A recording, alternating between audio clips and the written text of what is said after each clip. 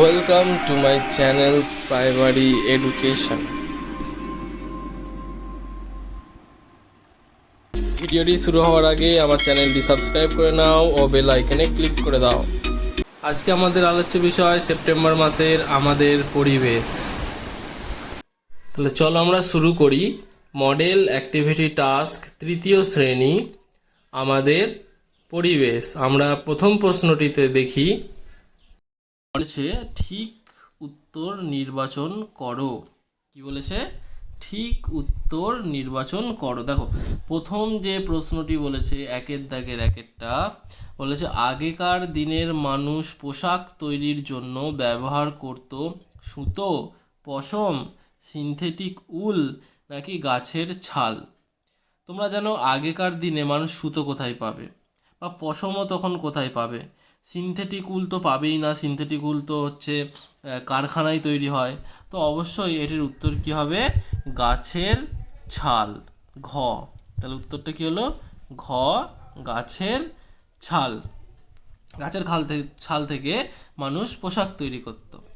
আচ্ছা, তারপর পরের প্রশ্নটা দেখো, তোমার রাজ্যের উত্তর দিকের একটি জেলা হলো। আমাদের রাজ্যের উত্তর দিকের জেলা আমাকে এখানে দেখতে বলেছে। তার জন্য আসো আগে আমরা আমাদের জেলার যে ম্যাপ আছে সেই ম্যাপটি আমরা একটু দেখে নিই। এটি হলো আমাদের পশ্চিমবঙ্গের সাম্প্রতিক ম্যাপ।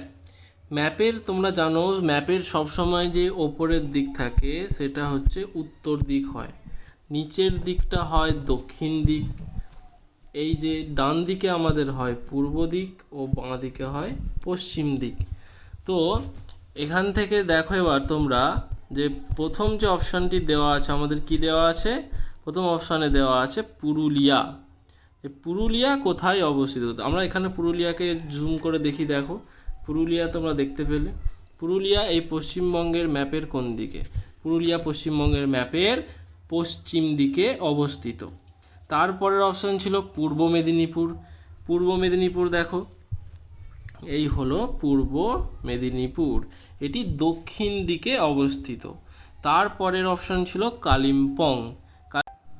ওপরের দিকে আমরা আসি, ওপরের দিকে আমরা দেখতে পাবো এই যে কালিম্পং জেলা, এইটি হলো উত্তর দিকের জেলা কালিম্পং।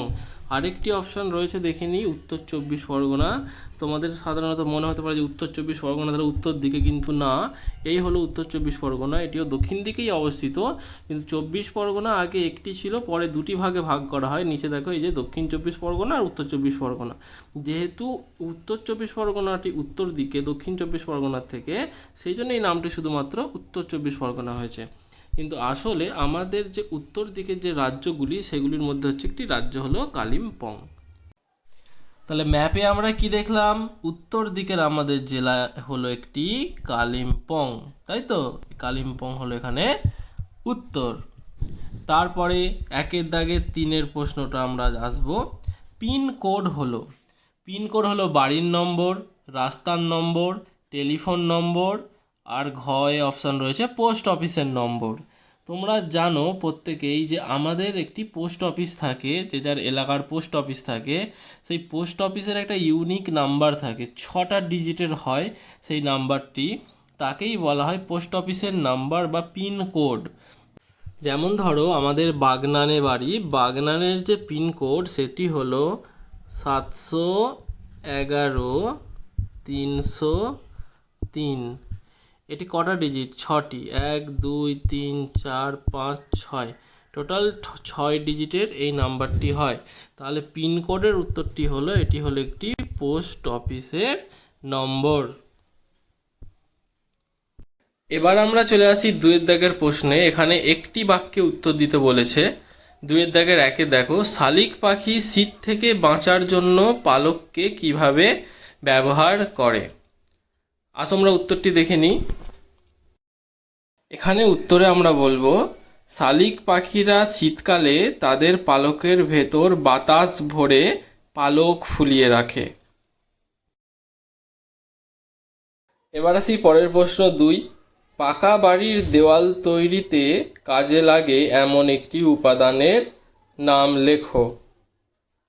তোমরা জানো পাকা বাড়ির দেওয়াল তৈরি করতে কি কি লাগে, ইট লাগে, বালি, সিমেন্ট ইত্যাদির ব্যবহার হয়।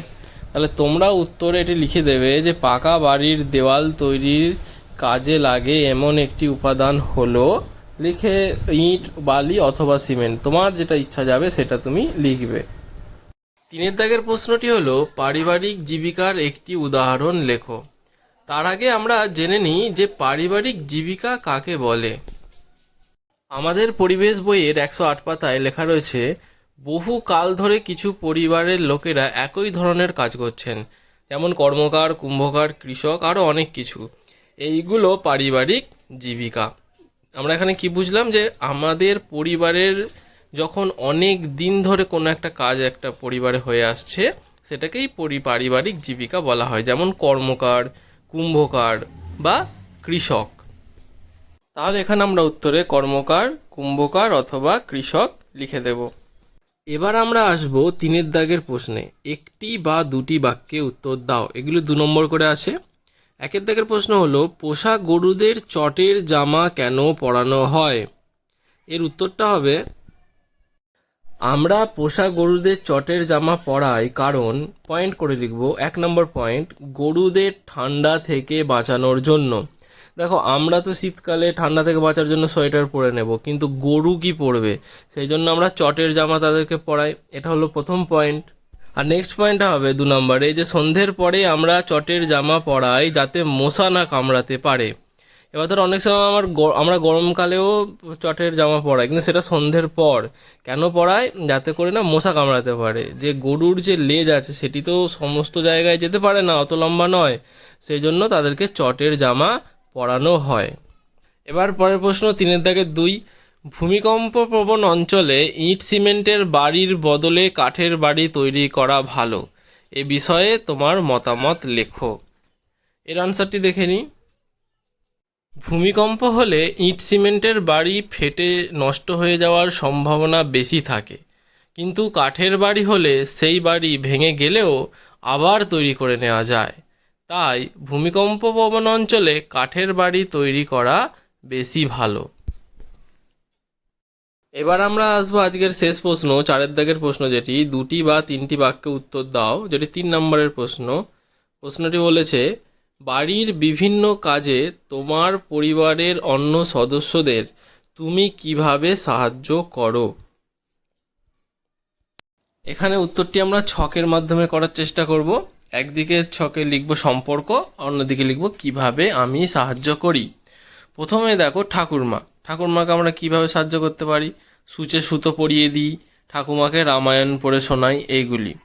স্টুডেন্টস, তোমরা যে এইগুলোই করো তার তো কোনো মানে নেই, তোমরা নিজেরা যেটা করো সেটাই লেখার চেষ্টা করবে। আমি জাস্ট একটা গাইড দিচ্ছি। আর এখানে যেমন ঠাকুমাকে রামায়ণ পড়ে শোনাই, অনেকে তোমরা মুসলিম হবে তারা কোরআন শরীফ শোনাতে পারো, বা খ্রিস্টান হবে তোমরা বাইবেল পড়ে শোনাতে পারো, নিজেদের মতো করে উত্তরটি লিখবে।